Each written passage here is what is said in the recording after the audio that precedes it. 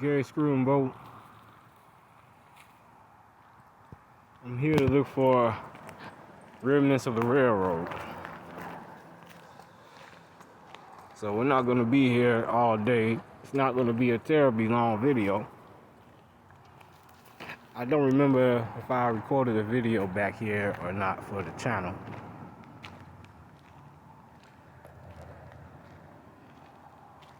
But there's been a lot of changes back here since the last time I've come. This big old pile of sand on the other side, I didn't show it to you. It's about 2 stories tall in front of the main warehouse here. You see it there. Then, of course, as you can see, these piles of bricks. I already walked by here just to check it out before I started this video. And I believe some of this debris comes from Screw and Boat. Well, a lot of it comes from elsewhere. Or at least that's my theory. Just to give you proper context for how tall these piles of bricks are, or piles of reinforced concrete. It's over my head at least 10, 15 feet. Now back over here in these woods, you can't see anything but the Gary and Western rides up there on the embankment. And the Wabash, Norfolk and Western, used to make deliveries here back in the day before Screw and Boat closed. Also, Indiana Harbor Belt did the same. So both of those railroads worked Screw and Boat, although they did not interchange with one another in this area.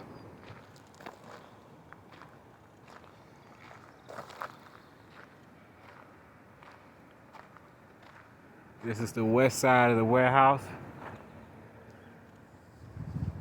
We're going to be going both in the west side and the east side. Well, I already been inside the west side as far as the railroad is concerned. It's just a little segment of track. I took a picture of it already. I posted it, so I guess we won't waste time going in there. I'll just post the picture that I took.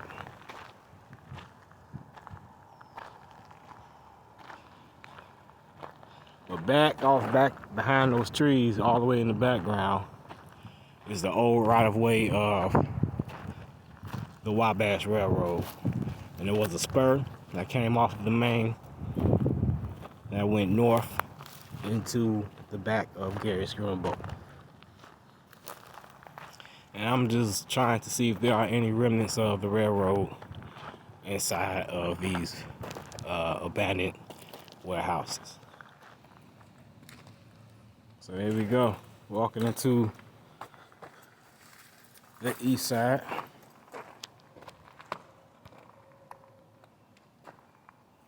As you can see, there's some type of loading dock here. Very dark. I'm gonna go up these stairs here.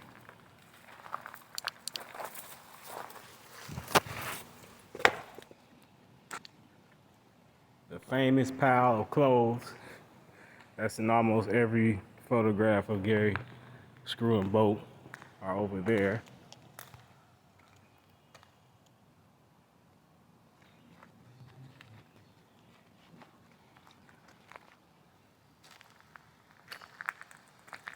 The story behind these clothes, I believe some type of charity rented this portion of the building, and we're going to give these clothes away.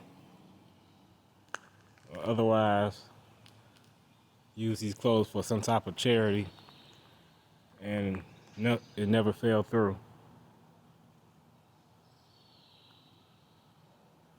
And the city got control of it, but they just never did anything with these clothes. They just let them sit here. Oh yeah. This is what I figured.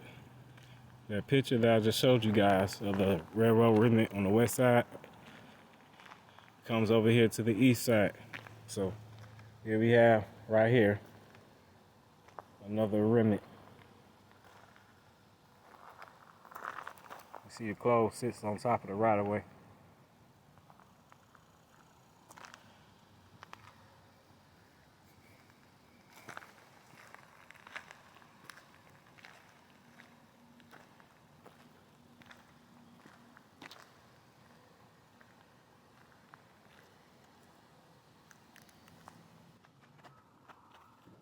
I seen schematics of the building, but they were old schematics. You kind of lose the path of the track here under this moss.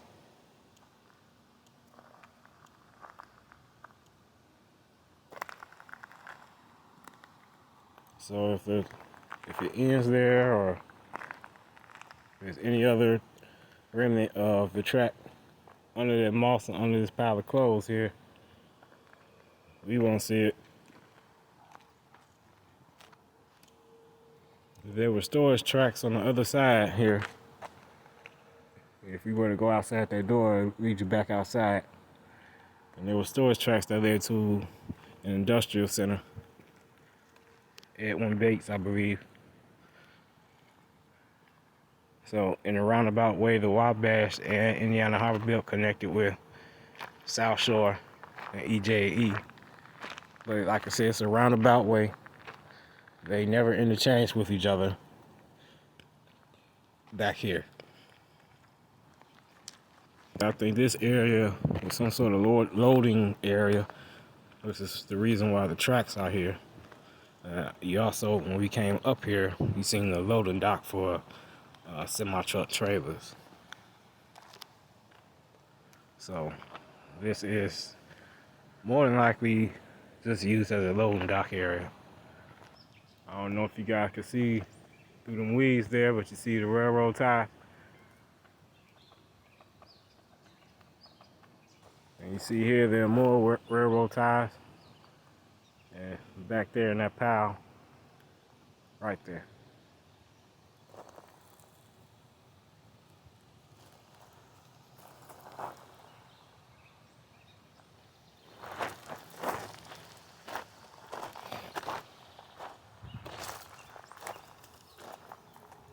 Now this building in front of us here, Wabash actually had a spur that went directly inside of that building. So I'm gonna try to find a way inside of there. I really don't know where they come from. There's just further evidence of the railroad activity that used to be back here.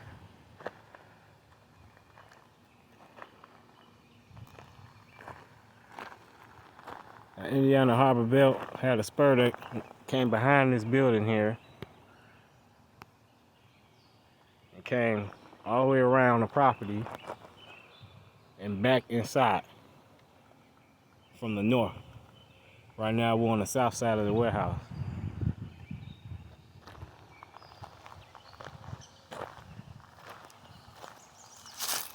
The Wabash only had a spur, a short spur that came off of the main and entered this building here. So I'm gonna try to find a way inside. And the sign says trucks, no U-turn, no back tube. This seems to be the only way I could get inside. You see that the vegetation is very dense.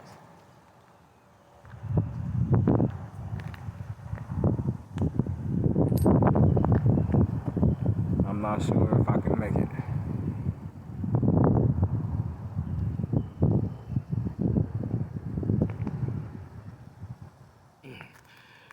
I'm not gonna try to jump up there and all of that crazy shit. Not that serious. But I'm quite sure there's some track left in the concrete of that warehouse.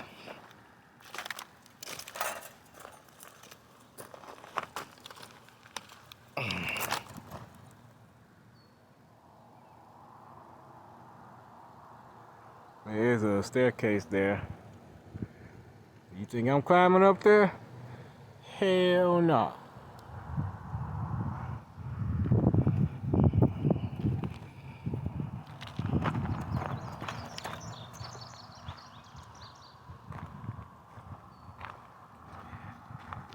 Screw and Boat closed in 1982 or 1983,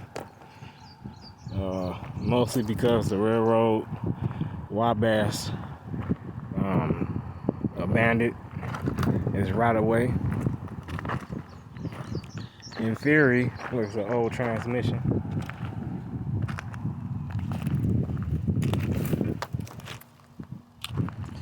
In theory,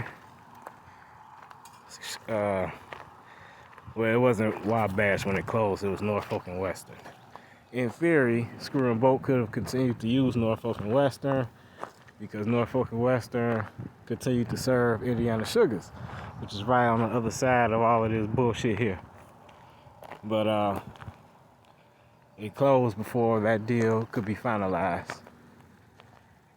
So Norfolk and Western, which we all know later became Norfolk Southern, could have still been serving Screw and Boat, the same as it now serves Indiana Sugars today.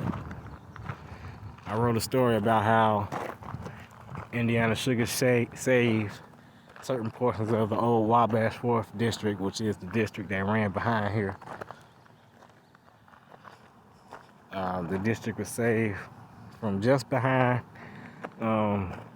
Gary Screw and Boat here, all the way back to Clark Junction in the 80s, early 80s, and that line continued to be served until 2014, when most of it was ripped up. But there's still portions of the 4th District left. So that's the story behind that, the short version anyway. I'll link the story of that saga in a description later.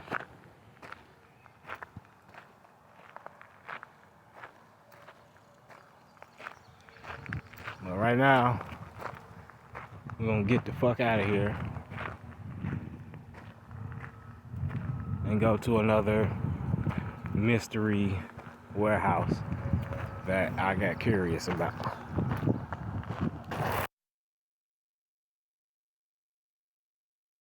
Here I am near 17th and Van Buren on the Pennsylvania Railroad, which is now CF&E. And it used to be a little tower back here that controlled a number of industrial tracks in this area that served businesses further back to the southeast. But there is something down here. Oh yeah, check out the old signal there.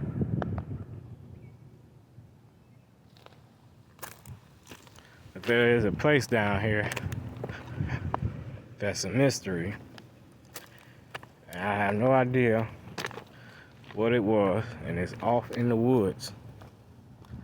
So I just wanted to show you guys this place. I like it. Okay, so right behind this vegetation here is an old building. It looked like it could have been some type of manufacturer or something. Possibly could have been served by the Pennsylvania Railroad here. As I said, we're near 7th and Van Buren. There's this old building here. You can see it, barely see it in these woods. I took some pictures of it earlier this year. I'll post them in this video. But I have no idea what this place used to be, and it's pretty massive. It goes down a little ways. I apologize for all the vegetation, but if you look through the weeds and the trees, you can just see how long this building was. And in fact, there are portions of this building that you can see from the 17th Avenue side, which we will be going to. But I don't know if you guys can see this building back here.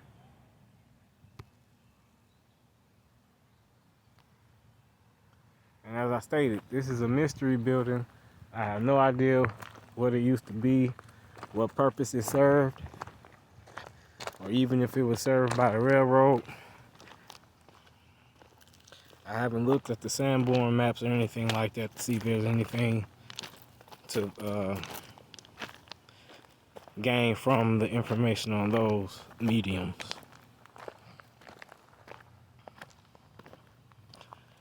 So we're walking back towards Van Buren Street now.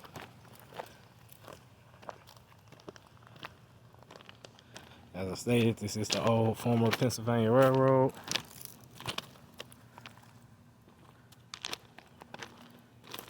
We're going back northwest up the main line here to 17th and Van Buren, which is at this crossing back that way. It looks like an old semaphore, and it's still active as a yellow indication. Yellow over 2 clears and the letter A. You see the letter A there?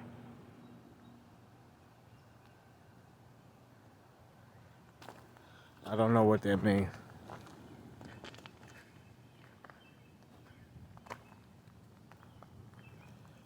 There's some more buildings over here. Like I said, this area just piqued my interest one day, because I came here to film over here because that's where the old tower used to be. You can actually see, well, you know, I should say it wasn't like a big ass tower. It was just like more of a guard. But they controlled the tracks in this area. And you can see the foundation for it here. You see it? And there's also old telegraph poles and the weeds and stuff. You know? So if you know what to look for, you can find remnants of some old shit around here.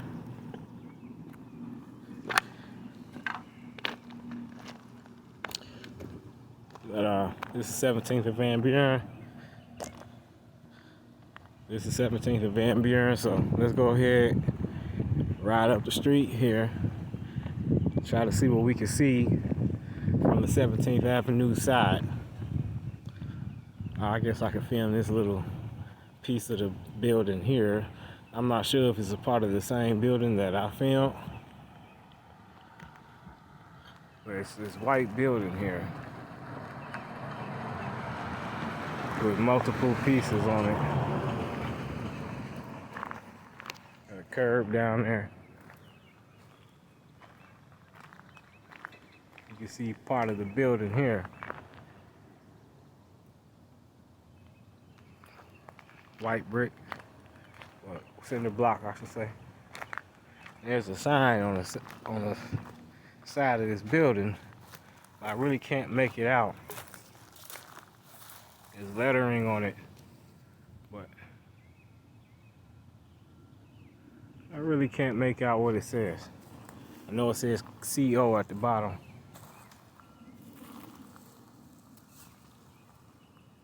I'm very interested to know what the hell was back here. These blocks are just devastated. These blocks back here, there's nothing on them. Nothing. Here you just have whole block with nothing on it.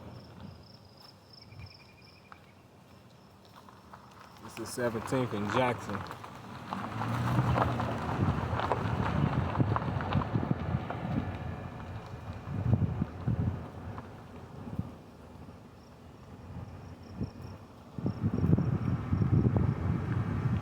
And there are numerous blocks that look like this. Whole streets with nothing on them.